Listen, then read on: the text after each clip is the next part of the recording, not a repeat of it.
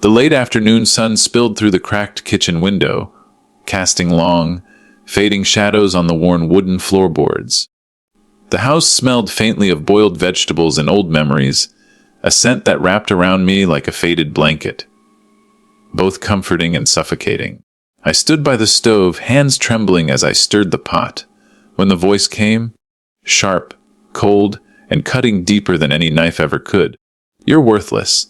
He spat, his eyes burning with a kind of cruel certainty.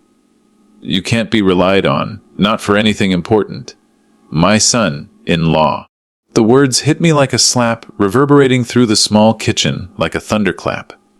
I turned slowly, the spoon slipping from my fingers and clattering onto the counter. He stood there, arms crossed, a smug smile playing on his lips, like he had just delivered the final verdict on my entire existence. Worthless. I felt the familiar sting of humiliation creep into my chest, clawing its way up my throat until tears threatened to fall. But I swallowed them down. I had learned long ago not to show weakness. Not to him, not in front of my daughter, and certainly not in front of the world. "You can't be relied on," he repeated, taking a step closer, invading my space, his voice dripping with condescension. "We've had enough of your mistakes, your failures. You're just dead weight." I wanted to scream, to lash out and tell him exactly what I thought. That he was the one tearing this family apart with his arrogance, his cruelty, his selfishness. But the words caught in my throat. Instead, I took a deep breath, feeling the familiar cold calm settle over me, like a shield I'd forged from years of pain. "I'm not worthless," I said quietly, my voice steady despite the storm inside me. "And I don't need your approval to know it." His eyes narrowed. "You think you're some kind of hero? You're nothing. Just a burden." I clenched my fists, the skin white at my knuckles. For years, I had given everything to protect my daughter, to build a life where she could be safe and loved. I had sacrificed dreams, friendships, and even my own happiness to keep this family together. And now this man, this stranger in my daughter's life, dared to judge me as if he knew the whole story. "I'm not the one who's failing this family," I said, my voice rising just enough to carry the weight of truth. "You are." For a moment, the smug smile faltered, replaced by a flicker of uncertainty. But it was gone as quickly as it came. He scoffed, turning away like a child throwing a tantrum. "Whatever," he muttered, stalking out of the kitchen with a final, cutting glance.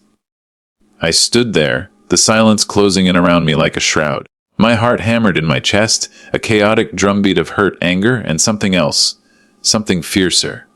A spark.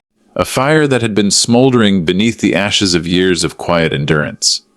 I wiped my eyes, steadied my breath, and made a silent promise to myself. This wasn't the end. It was only the beginning. Memories flooded my mind. The countless nights I stayed awake, worrying about my daughter's future. The arguments I swallowed down to keep the peace, the sacrifices I made that no one saw or thanked me for.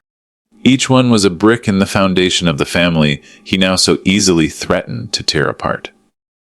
I remembered the day my daughter was born, her tiny hand curling around my finger, full of trust and hope. She deserved better than this. I deserved better than this. And as the sun dipped below the horizon, painting the sky with streaks of pink and gold, I felt something shift deep within me. A quiet strength, growing stronger with every heartbeat. I was not worthless. I was not unreliable. I was a force waiting to be awakened. And when the time came, I would show him, show everyone, just how wrong they had been. The days that followed were a blur of ordinary moments, but beneath the surface, a transformation was quietly unfolding. I moved through the house like a ghost haunted by last week's storm, but with every step, I felt the cold chains of humiliation loosening, replaced by something far more potent resolve. I kept my distance from my daughter and son-in-law, unwilling to let the bitterness poison the delicate balance of their marriage. Yet I refused to retreat into silence. Instead, I sought solace in unexpected places. Old friends I hadn't spoken to in years, neighbors who remembered me as the woman who helped their children with homework, even distant relatives who had drifted away with time.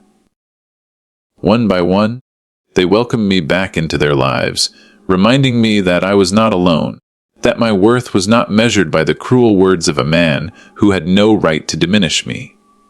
Among these allies was Margaret, my oldest friend from high school, a woman whose strength was like an oak tree, steady, unwavering, and deeply rooted. Over cups of tea and long walks, she listened without judgment as I shared pieces of my pain. She didn't offer empty comfort or quick fixes. Instead, she gave me something more valuable: belief. "You've carried this family on your back for years," Margaret said one afternoon, her eyes bright with conviction. "It's time you let yourself be seen. Let the world know who you really are." Her words sparked a fire in me. I began to see that strength wasn't about fighting fire with fire or sinking to the level of cruelty. It was about rising above, standing firm in who I was, and letting truth shine like a beacon. Meanwhile, I observed my son-in-law from a distance, not with bitterness, but with quiet scrutiny. His confidence was a fragile mask, and cracks were already starting to show. Late nights spent away from home, whispered arguments that carried through the walls, the way he dodged responsibility like it was a plague. I gathered these pieces carefully, like a puzzle coming together. My goal was not vengeance born of anger, but justice born of clarity. One afternoon, while tidying the attic, I stumbled upon a stack of old letters and photographs, remnants of the life I had put on hold. Among them was a letter from my daughter when she was just a child, filled with innocent dreams and heartfelt thanks for everything I had done. I held it close, letting her words remind me why I needed to be strong, for her, for myself. I began to rebuild not only my reputation but my spirit. I enrolled in a community course I had long postponed, sharpening skills I'd neglected. I volunteered at the local library, reconnecting with people who valued kindness and dedication. Every small victory, a compliment, a successful project, a grateful smile, was a brick in the foundation of my renewed confidence. Slowly, the whispers began. Neighbors who had once doubted me now nodded with respect. My daughter, sensing the shift, looked at me with new admiration and curiosity.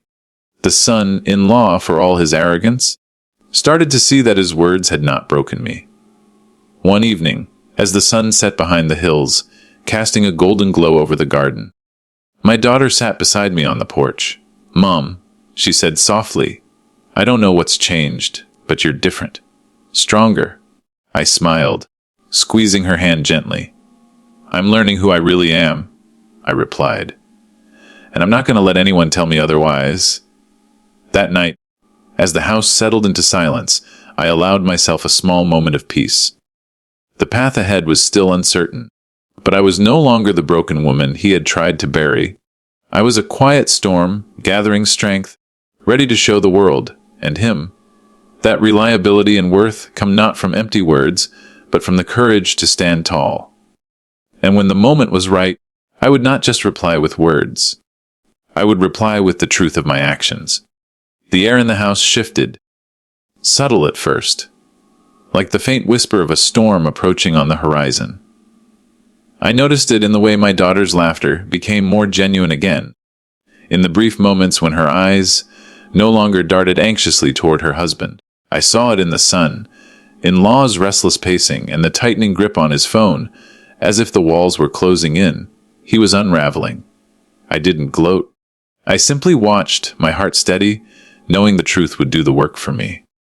For weeks, I had been gathering quiet evidence. Conversations overheard, documents saved, trusted neighbors' accounts, his lies, his betrayals, his careless disregard for the family's welfare. They all began to form a tapestry that no one could ignore. One evening, as the family sat around the dinner table, I gently placed a file in front of my daughter. "I think it's time you saw this," I said softly. Her eyes widened as she opened the folder, revealing photographs, bills, and messages that told a story the son-in-law had worked hard to hide. A story of broken promises, financial irresponsibility, and cruelty disguised behind a charming smile. Tears welled up in her eyes, but her gaze found mine, steady, unwavering. "I'm so sorry you had to see this like this," I whispered. "But you deserve to know the truth." Her hand found mine, squeezing tightly. For the first time in a long while, she looked at me not as a parent, but as a protector, a force who had been quietly fighting all along. That night the son-in-law came home, his usual bravado replaced by a shadow of uncertainty. He tried to explain, to charm, to deny. But the truth was a weight he could no longer carry. I watched as my daughter stood tall, her voice clear and firm as she confronted him. And I stood with her, a silent pillar of strength. "You lied to me," she said, tears streaming down her face. "To all of us. And I trusted you." He faltered, then stormed out into the night, the door slamming behind him like the closing of a chapter. The days that followed were quiet, but filled with a new kind of hope. My daughter began to heal, surrounded by friends and family who had never doubted her worth. And I found peace in knowing that I had done more than just survive. I had protected the people I loved with grace and dignity. The son-in-law's reputation crumbled, not because of anger or revenge, but because the truth was stronger than any lie. And as I looked out at the horizon, the first rays of dawn breaking over the hills, I knew this was not the end. It was a new beginning. The house felt different now, lighter somehow, as though the weight of hidden burdens had finally been lifted. The air was filled with tentative laughter, cautious smiles, and the soft rhythm of healing hearts. My daughter and I sat together on the porch one golden afternoon. The world around us basked in the warm glow of late summer. She looked at me with eyes that held a new depth, a mix of gratitude, understanding, and strength that mirrored my own. "Mom," she said quietly, "thank you for standing by me, for fighting when I couldn't." I took her hands in mine, feeling the pulse of life and hope between us. "Always. You're my heart." The son-in-law had left, not with bitterness, but with the quiet dignity of a man facing the consequences of his choices. There was no vindictiveness in our parting, only a calm acceptance that some chapters close, so others can begin. I reached out to him one last time, not to reopen old wounds, but to offer a gesture of peace. "I don't hate you," I told him, "but I won't let the past control our future. Heal yourself, and maybe one day you'll find the person you want to be." He nodded, eyes downcast but touched. And just like that, the shadow between us began to fade. Our family, though changed, was not broken. We rebuilt slowly, brick by brick, heart by heart. My daughter grew stronger every day, supported not just by me, but by a community that had rallied around her. And around me, I found new purpose, too, in the quiet moments of each day. In the soft morning light filtering through the curtains, in the smell of fresh coffee, in the laughter of friends who reminded me that life's sweetest victories come not from revenge, but from grace. One evening, as the stars began to scatter across the velvet sky, I stood by the window and whispered a promise to myself. I was no longer defined by the cruel words of a man who couldn't see my worth. I was defined by my love, my courage, and my unwavering belief in the power of redemption. And as the night embraced the world, I knew that the best was yet to come.